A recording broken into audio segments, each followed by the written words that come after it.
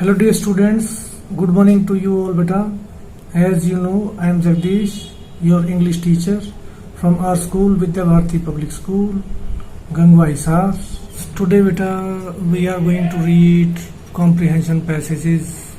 Comprehension means understanding. Comprehension का मतलब समझना.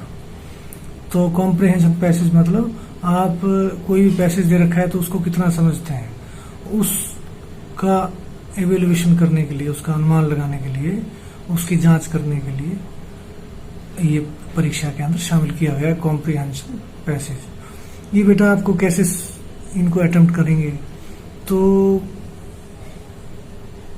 कई बार ये कहा जाता है कि इसको सबसे एंड में करो, जो सेक्शन ए है रीडिंग कॉम्प्रिहेंशन, रीडिंग सेक्शन, और कुछ लोग बोलते हैं, कुछ टीचर्स बोलते हैं भाई इसको शुरू में ही अटेम्प्ट करो। लेकिन मेरे ख्याल से अगर डिफिकल्ट पैसेज लगता है आपको देखने से ही ये आएगा नहीं, तो उसको आप डिफिकल्ट को एंड के लिए छोड़ दो, बाकी पेपर इजी है तो बाकी पेपर को कर लो। और अगर लगता है कि इजी है, वी कैन अटेम्प्ट इट, तो शुरू में ही कर दो उसको। इट विल, उसके कुछ एक टेक्निक्स होती हैं कैसे आप अटेम्प्ट करेंगे उसको पैसेज को। शुरू में आप पैसेज को चाहे ना पढ़ो, शुरू में आप क्वेश्चंस को पढ़ लो।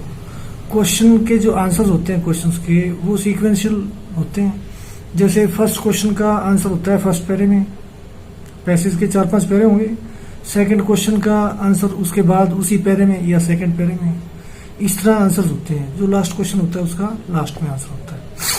तो आप फर्स्ट क्वेश्चन पढ़ लो, उसके फर्स्ट पैरा के अंदर उससे उस क्वेश्चन के अंदर जो वर्ड्स हैं, उन वर्ड्स से रिलेटेड जो सेंटेंसेस हैं, एक या दो सेंटेंसेस, उनको आप अंडरलाइन कर लो, तो वो फर्स्ट क्वेश्चन का आंसर हो गया। फिर सेकंड क्वेश्चन को देख लो, सेकंड क्वेश्चन से रिलेटेड जो वर्ड्स हैं वो सेकंड पैरा में या फर्स्ट पैरा में या at the most third para में, वो आप उसको उन वर्ड्स को अंडरलाइन कर लो।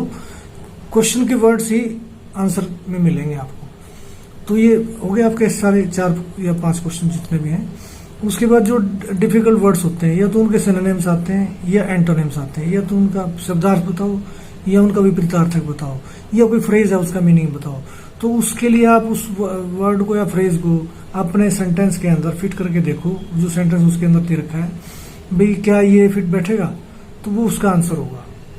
तो मोस्ट प्रोबेबली वो फिट मतलब जो बैठता है वो आंसर ठीक होता है। फिर जो आप आंसर्स लिखते हैं उनमें आप कॉमन सेंस का यूज करो, अपनी समझ से उसको यूज करो, और आंसर्स को कोशिश करो अपने वर्ड्स में आप लिख सको। तो उससे जो आपको आंसर जो मार्क्स हैं वो फुल मिलते हैं। अपने वर्ड्स कोशिश करो ताकि अपने वर्ड्स 1-2 वर्ड्स या सेंटेंस को मोल्ड कर दो, और उसी टेंस में आप आंसर लिखो जिस टेंस में क्वेश्चन पूछा गया है। सो ये 3-4 टिप्स थी। use them while attempting the passage। और फिर मैं आपको I am providing you with the audio visual link and also PDF notes। So practice makes a man perfect। So